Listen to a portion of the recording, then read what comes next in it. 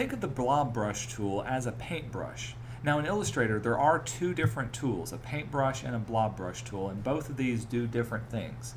For the blob brush, it allows you to quickly fill in entire areas with a solid fill color simply by clicking and dragging, and when I let go, it doesn't create a line, instead it creates the outer filled area of that shape.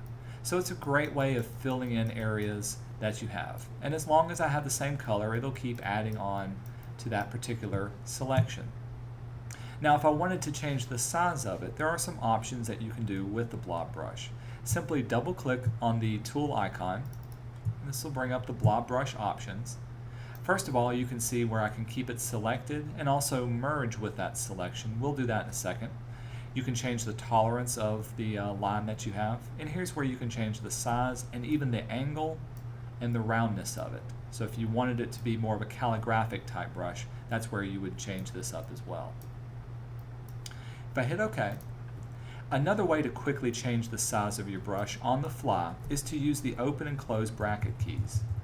Using these two keys, just like in Photoshop, will allow you to change the size higher or lower than before. The last thing to remember about this is the keep selected and merge with selection only.